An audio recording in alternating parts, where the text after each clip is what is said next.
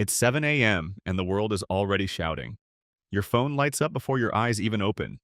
News, messages, reminders, 1,000 digital hands tugging at your mind, and before you even take your first breath of morning air, you're already behind. You scroll, you sip, you rush. The day hasn't begun, but your attention's already spent. This is what it means to live in the age of noise, where silence is rare and focus feels like a luxury. The sound of everything all at once. Step outside, the city hums like a restless mind. Billboards flash, music leaks from passing cars.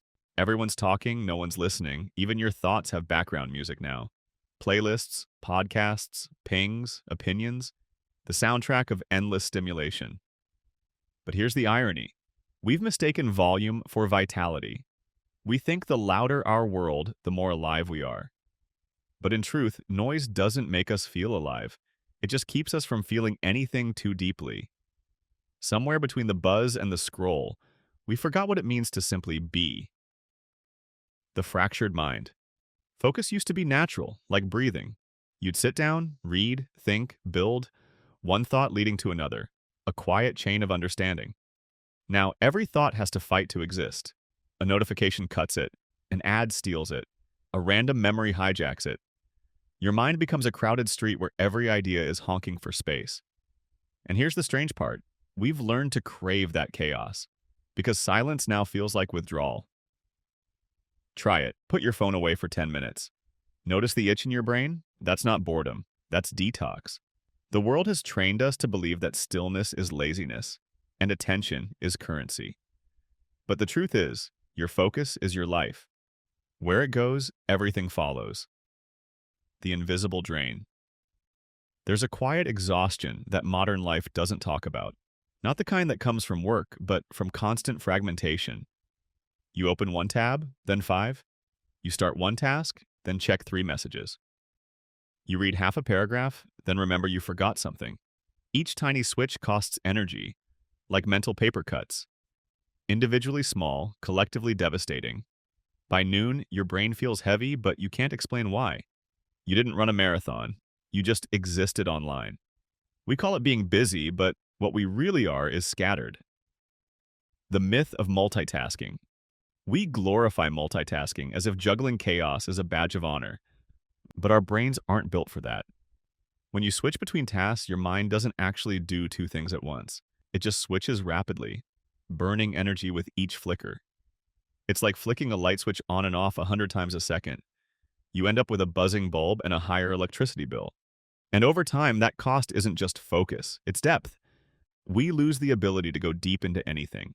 We skim, we sample, we survive, but we don't soak in life anymore. The whisper beneath the noise.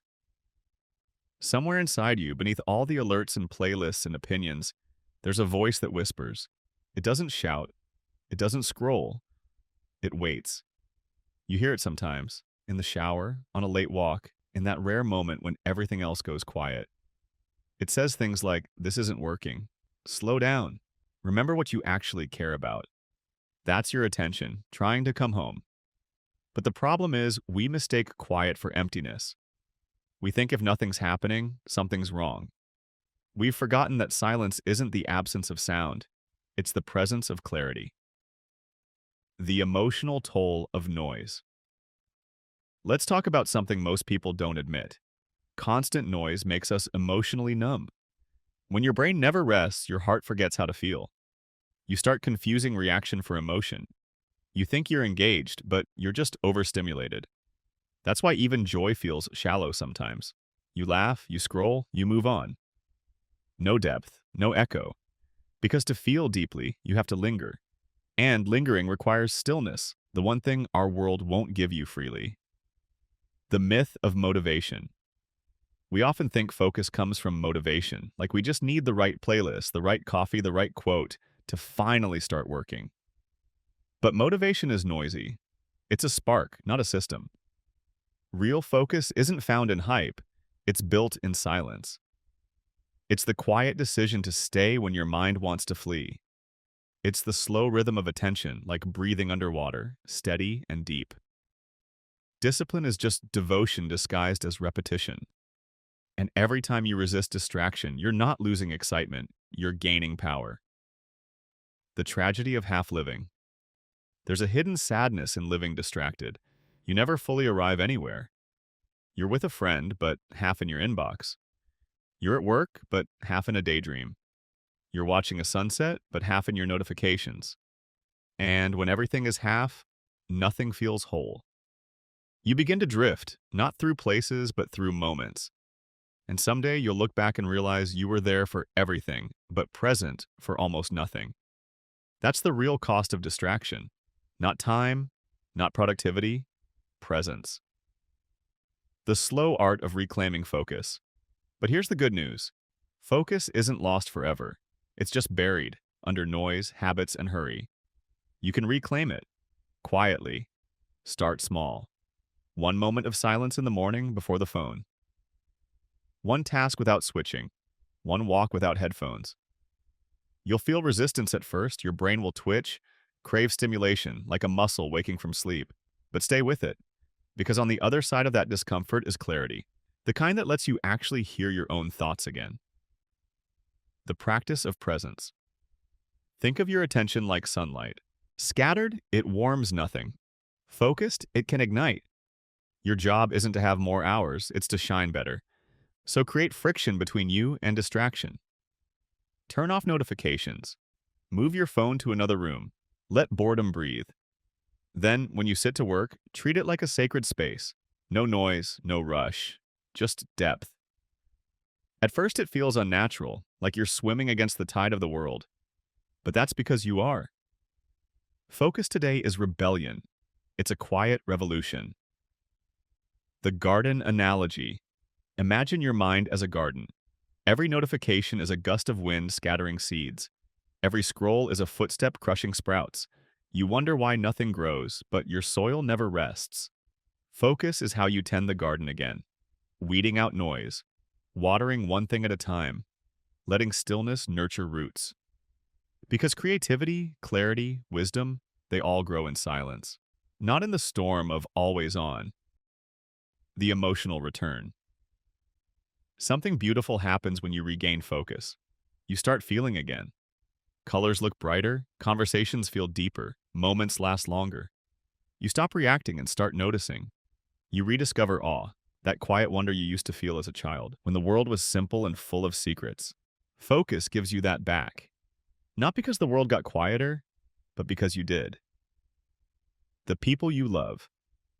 When was the last time you looked at someone, really looked, without thinking about what to say next, without half-checking your phone, without mentally drafting tomorrow?